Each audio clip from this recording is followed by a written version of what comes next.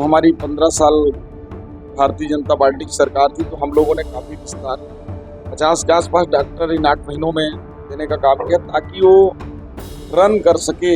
दुर्ग जिले में स्वास्थ्य सुविधाओं का और हम विस्तार करेंगे, इसको हम पत्र भी लिखेंगे और जो मानक मापदंड के अनुसार हॉस्पिटल चलना चाहिए उसके लिए भी हम डीओ लेटर भी लिखेंगे। प्रदेश के स्वास्थ्य मंत्री श्याम बिहारी जायसवाल जी आज दुर्ग दौरे पर हैं और भिलाई के सीसीएल शार्क ऑफिस में पहुंचे हुए हैं।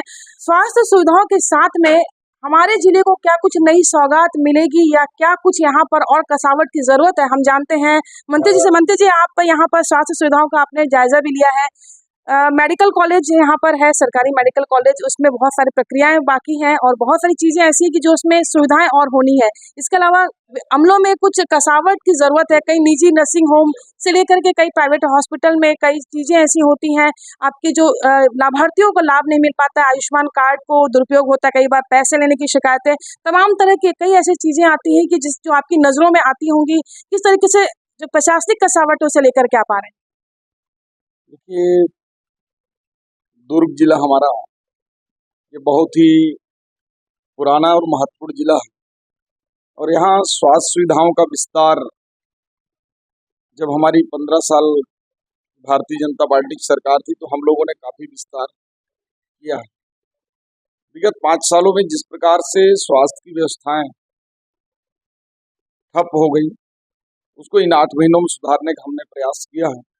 और दुर्ग में भी आप देखेंगे कि जो चंदूलाल चंद्राकर स्मृति जो चिकित्सा महाविद्यालय है उसमें हमने 50 के आसपास डॉक्टर इन 8 महीनों में देने का काम किया ताकि वो रन कर सके, आम जनता के लिए उपयोगी हो सके।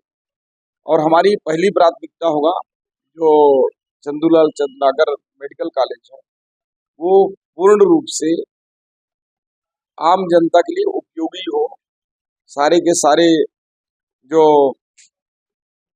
मरीज हैं उनका इलाज हो सके। और कई बार रिफर सेंटर के रूप में भी आप लोगों के माध्यम से बातचीत आती है, वो रिफर सेंटर न बने, ये हमारा प्राथमिकता होगा। और आने वाले समय में दुर्ग जिले में स्वास्थ्य सुविधाओं का और हम विस्तार करेंगे। जिस तरीके से आपने मेडिकल कॉलेज की बात कही, भिलाई में एक बहुत बड़ा हॉस्पिटल है, सेक्टर 9 के बीएसपी प्रबंधन उसे रन करता है और वो हॉस्पिटल अब केवल रेफर सेंटर बन चुका है। वहां पर एम्बुलेंस में ऑक्सीजन तक नहीं होती है, उनके पास वेंटिलेटर वाली एम्बुलेंस नहीं होती है। क्या इस तरीके के बड़े जो हॉस्पिटल है उस पर आप लोग किस तरीके से सुविधा सुधारने की कोशिश करें? देखिए, जो इस प्रकार के हॉस्पिटल्स होते हैं, चाहे वो बीएसपी के हों, चाहे सीसीएल के हों, चाहे बाल्को के हों, चाहे एनटीपीसी के हों, ये इसमें जो कर्मचारी उनके होते हैं वो उसके मेंबर होते हैं और उन जो वेलफेयर सोसाइटी होती है ये सामान्यतः सोसाइटी के अधीन उपक्रम के साथ मिलकर चलते हैं। ये वेलफेयर को भी ध्यान देना चाहिए, लेकिन चूंकि स्वास्थ्य का मामला है, अगर इस प्रकार की लचर व्यवस्था है तो निश्चित रूप से हम जो बाल्को है अपने जो बीएसपी हैं इसको हम पत्र भी लिखेंगे और जो मानक मापदंड के अनुसार हॉस्पिटल चलना चाहिए उसके लिए भी हम डीओ लेटर भी लिखेंगे।